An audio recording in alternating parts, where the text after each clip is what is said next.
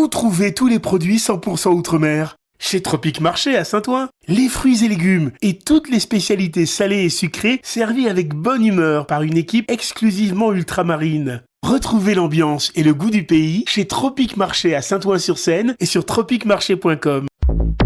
Guadeloupe, actualité. Faute d'accord avec Gardel sur le prix d'achat de la tonne de canne, les agriculteurs de Guadeloupe se mobilisent. Ce matin, ils effectuaient une opération escargot en direction de Jarry pour inciter les autorités et l'usinier à reprendre les négociations.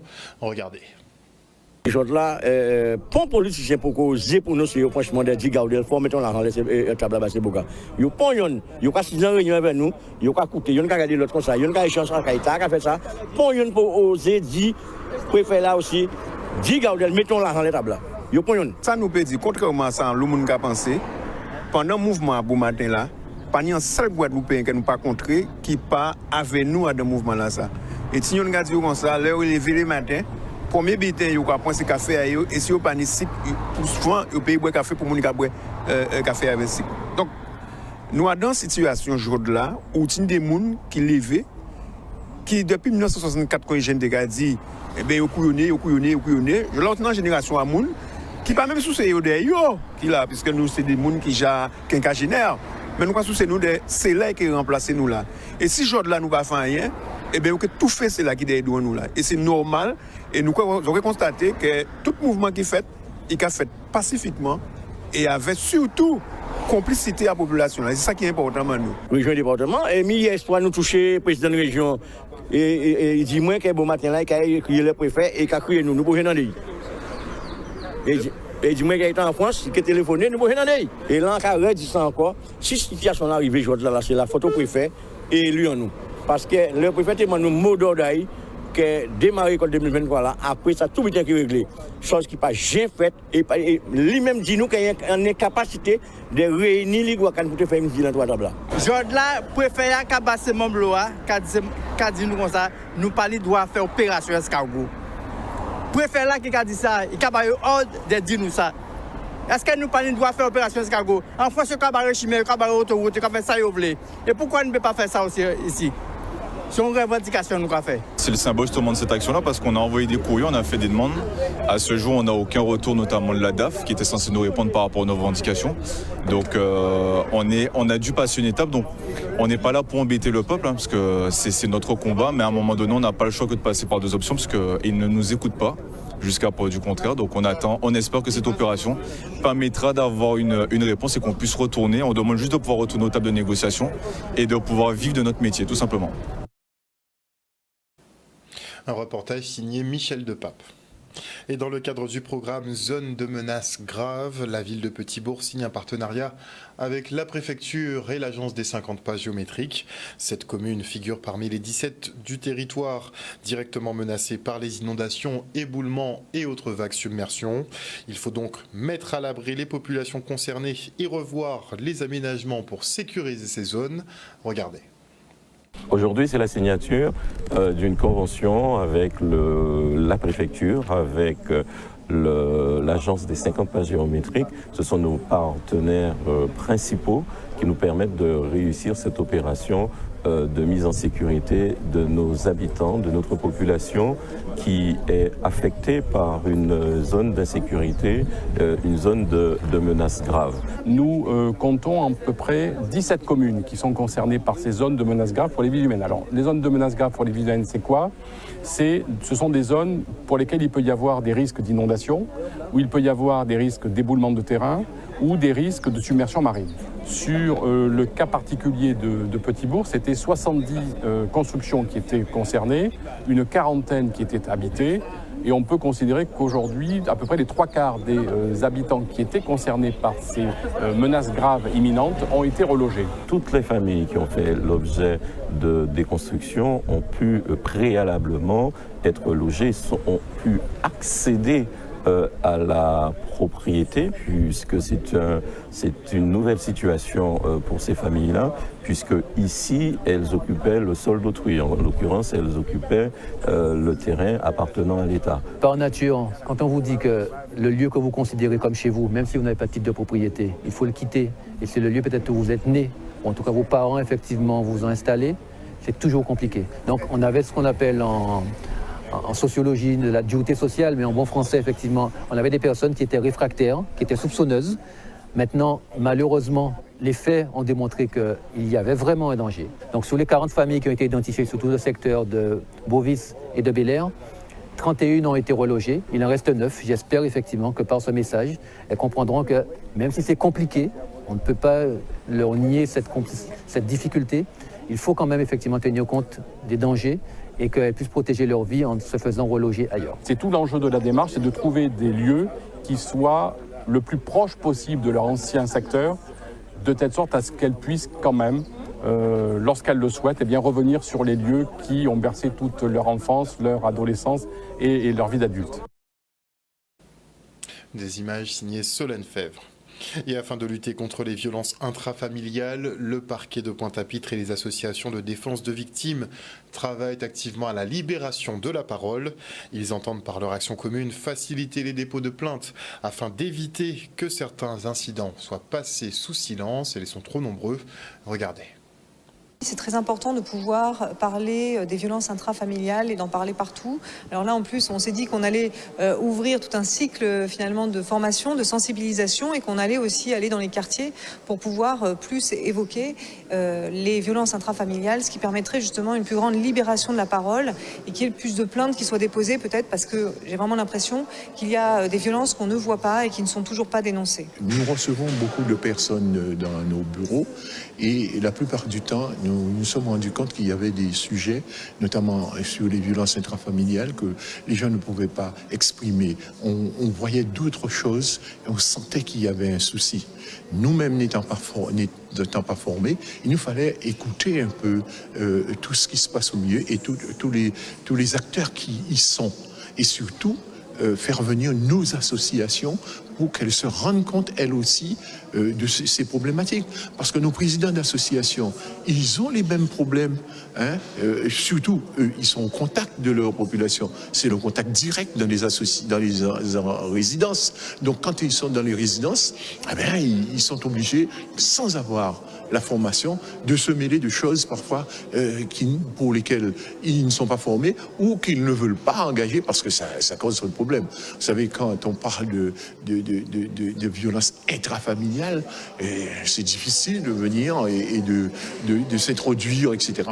Il nous fallait aujourd'hui, avec Madame la procureure, avec une avocate, Madame Desbonnes, il nous fallait absolument qu'on nous propose un certain nombre de choses. Nous allons en discuter puisque nous allons faire un briefing de cette conférence et voir un peu les acteurs à qui nous devons nous adresser lorsque nous aurons des problèmes dans nos résidences. En tout cas, on s'adaptera et moi je préfère en tout cas savoir qu'il y a des victimes et des victimes qui viennent dire les choses et d'éviter toute nouvelle victime plutôt que de ne pas traiter ce genre de procédure. Donc oui, on s'adaptera.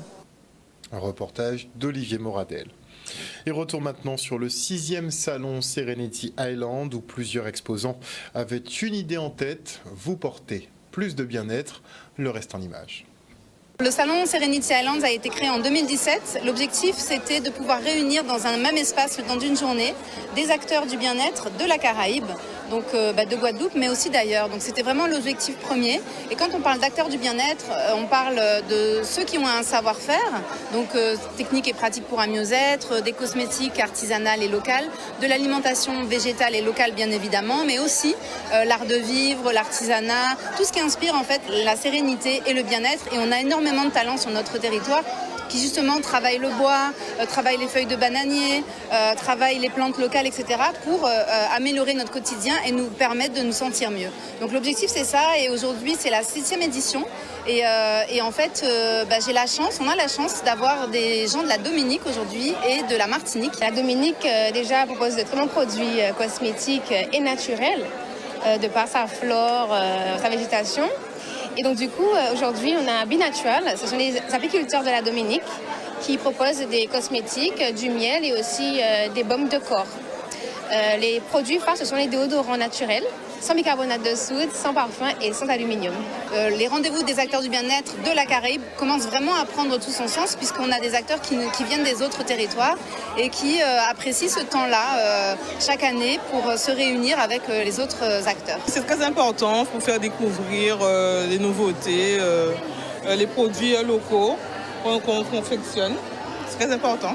C'est un très intéressant salon, ça nous fait découvrir pas mal de choses et puis beaucoup de producteurs ou en tout cas de produits faits avec des choses de chez nous et ça fait plaisir.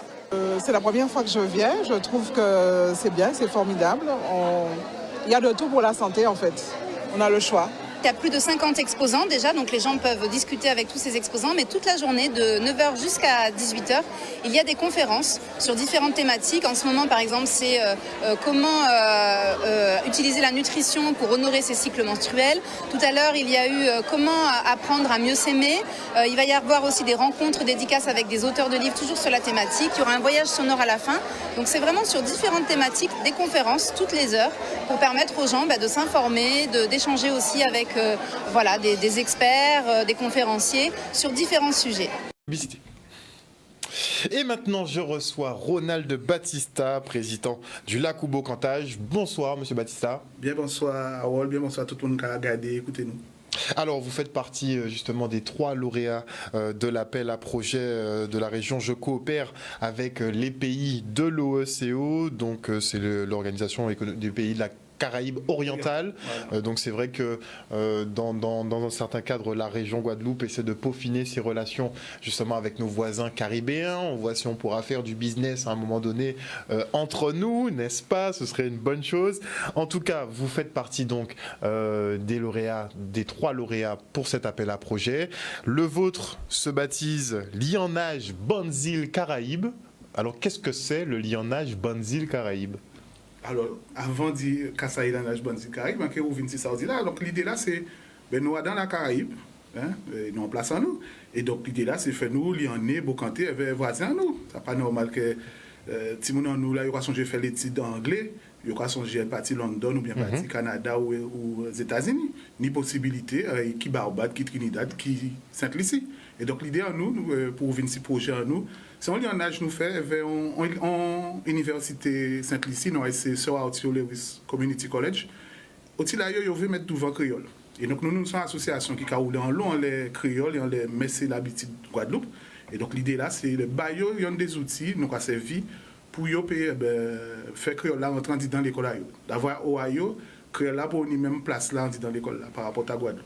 Et eux, ils voir nous envie de dire qu'on modèle et il y a compter en lot si y en a déjà nous que fait là pour faire que l'avancer à Gazayo dans l'école là. Alors les deux trois monde capable justement que nous reta ces affaires créole là mais par rapport à voisins caribéens nous si bon avance quand même. Mais ça c'est toujours ça nous toujours quand nous en retard ou bien nous en avance mais nous en retard par rapport à Kibitin nous en avance par rapport donc là pour là ça qu'on va dire par rapport à créole là nous peut dire que Guadeloupe Martinique Guadeloupe d'ouvant dans les affaires créole là l'école. Ah donc c'est caribéen là, il y a veillé particulièrement créole là yo. Oui. Développer tout le monde a peut-être qu'à garder voilà Haïti puisque créole c'est langue officielle là. Tout le monde a gardé pour garder basaï. Voilà exactement puisque on peut pas faire sans éponge naturelle là, on peut parler anglais, on peut parler français. Mais en disant un pays là où nous une langue native natale, on est obligé de servir puisque il y a dans le pays là, c'est cœur nous donc faut faire cœur battre. Et donc c'est pour ça ces monde Saint-Lucie là yo qu'on a dit vraiment intéressé par rapport à qui gens nous arrivent à développer créole dans l'école là. Et moi qui c'est président de l'association là mais aussi avant d'abord pour y en son professeur créole.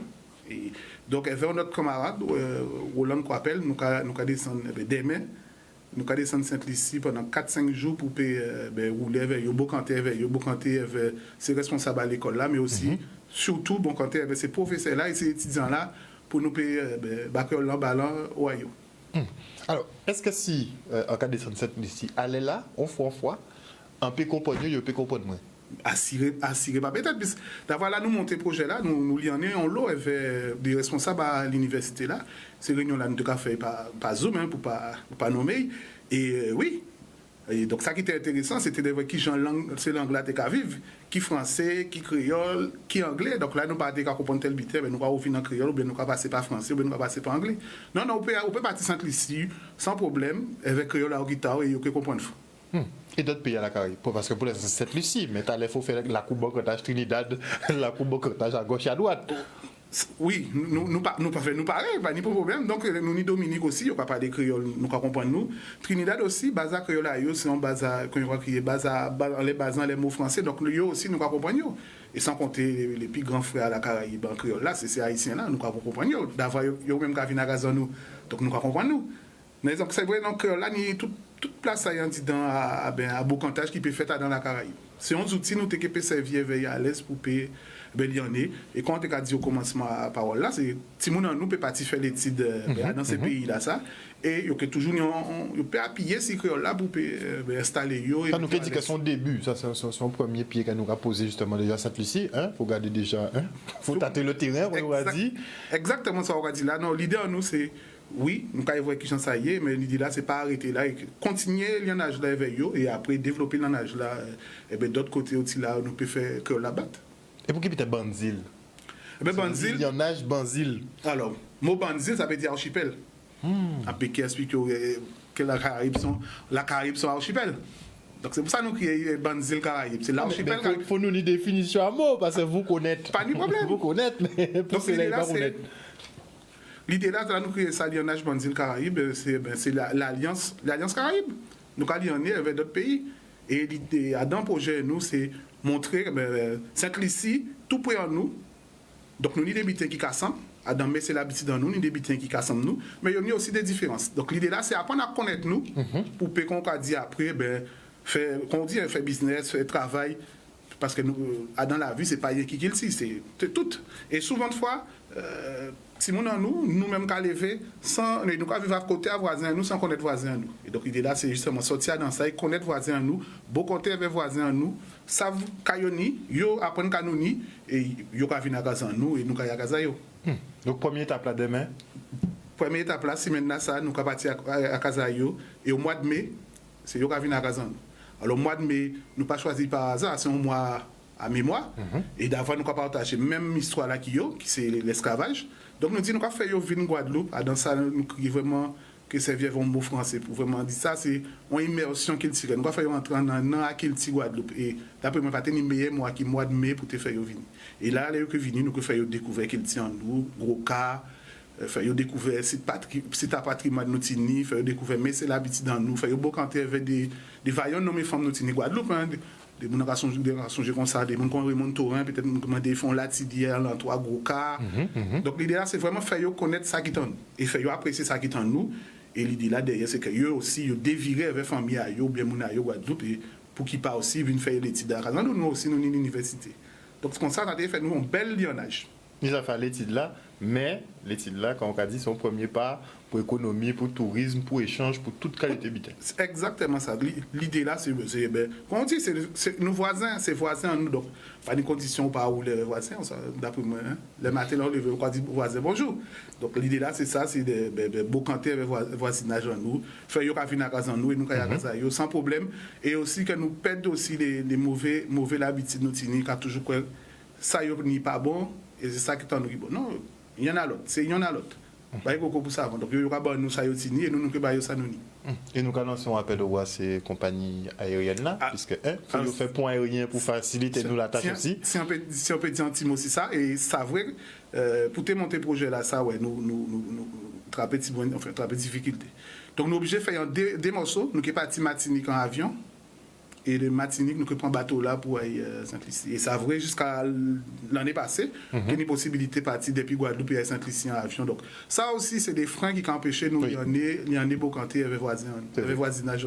C'est vrai. Il faut prendre 24 heures pour descendre Sainte-Lucie qui a 2 pas et payer 700-800 euros. C'est vrai que ça peut freiner au petit tac à regarder quand il a fait les voisins. Salut, oui. En tout cas, merci en pile pour causer là justement soit là et si parler là autour de projet Azote Lianage Banzil Caraïbes. On ne va pas oublier de préciser que c'est un projet qui voulait jouer en bas l'option à la région Guadeloupe qui mettait ça debout. Et nous rappelons parle aussi, on dit ça à l'Institut français qui permet nous aussi qui bon nous anti-monnaie qui permet nous faire projet là ça. Et nous avons aussi des partenaires privés qui donnent nous des dons qui permettent que nous aussi nous mener, si moins savoir-faire au Guadeloupe à Sainte-Lucie. Merci encore Ronald Batista, je le rappelle, président du LACU Bocantage, qui fait partie des 3 lauréats de l'appel à projet Je coopère avec les pays de l'OECO, qui a été lancé effectivement par la région Guadeloupe. Merci encore. C'est nous qui disons merci. Et on enchaîne avec cet hommage rendu à Maryse Condé au Memorial Act, une veillée populaire organisée par la région Guadeloupe en l'honneur d'un pilier de la littérature antillaise. Le reportage. Qui Guadeloupe, qui New York, qui l'Afrique, tout côté, c'est une seule voix qui a tourné. L'honneur et respect, Maryse Condé. Et c'est une joie pour nous, dans toute cette immense peine, de pouvoir dire qu'il était important que la région mette en valeur l'œuvre de Maryse Condé. Et aujourd'hui, nous sommes très heureux que ce soir, ça se passe en fraternité. Les gens sont là, les gens sont imprégnés de ce qui se passe. Et surtout, ce qui est important, surtout pour nous, c'est que un hommage lui sera rendu au niveau national, mais nous avons fait un hommage au niveau de la nation guadeloupéenne, puisque Maryse Condé est un indépendantiste dans l'âme. Et donc nous sommes heureux ce soir de cette belle fête. Merci pour elle. Cette cérémonie d'hommage, c'est comme on dit, c'est pour accueillir l'esprit de Maryse Condé. Physiquement, elle restera en France, auprès de son amoureux qui veut qu'elle reste à côté d'elle pour venir la voir. Mais son esprit, aujourd'hui, il est revenu en Guadeloupe et il restera en Guadeloupe aussi. Sa mort aujourd'hui, ça nous laisse un peu dans la douleur, surtout la famille, la douleur, le désarroi. Mais ça nous montre l'ampleur de la tâche qui nous reste, parce qu'on devra continuer à faire connaître son œuvre, à représenter ce trait d'union qu'on a voulu être entre Maryse Condé et son public. On dit souvent que nul n'est prophète dans son pays, mais là, en l'occurrence, précisément, elle est prophète dans son pays, parce que nous savons qu'elle a su rendre Pointe-à-Pitre et la Guadeloupe visible à l'international, et que c'est finalement une formidable ambassadrice et une formidable citoyenne de Guadeloupe et de Pointe-à-Pitre. Elle a toujours souffert du temps de la reconnaissance, mais vers la fin, avec Casa Condé, avec toutes les manifestations, elle a été un peu convaincue. Et quand elle me regarde, bon, alors avec ton association, qu'est-ce que vous allez faire bientôt? Et c'était ça, mon plaisir et mon réconfort. On entend parler d'elle partout, des hommages qui sortent à gauche et à droite. Elle a fait le monde, elle a fait l'Afrique, elle fait l'unanimité en Guadeloupe. Donc si les Martiniquais ont eu Aimé Césaire, si en Guyane ils ont eu Félix Eboué, aujourd'hui je dis que la Guadeloupe peut avoir Maryse Condé comme nom de l'aéroport. Aéroport Paul Caraïbes Maryse Condé ou aéroport Maryse Condé. Et j'espère que tous les élus seront ensemble pour que nous puissions changer le nom et reconnaître cette grande dame qui fait l'unanimité au niveau mondial aujourd'hui.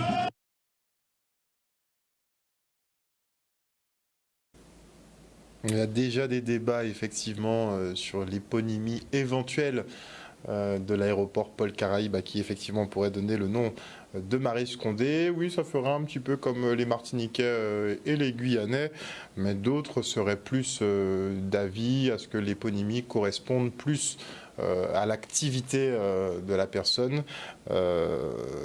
Par exemple, un programme culturel, un programme d'études, un programme scolaire Maryse Condé, ou un programme littéraire serait peut-être plus judicieux. Mais enfin, ça, c'est le point de vue de certains. Après, il y a aussi le vote. On oublie beaucoup cette pratique dans ce pays, mais on pourrait tout simplement demander à chacun son avis. Et à l'occasion du 170e anniversaire de l'arrivée des premiers travailleurs indiens ici en Guadeloupe, l'association Kamala Natiam organisait un festival de danse et le public a pu y découvrir le Matalonka, un mariage de style indo-guadeloupéen, et une trentaine de danseurs ont donc illuminé le palais de la culture Félix Proto aux Abîmes, où l'on se rend tout de suite.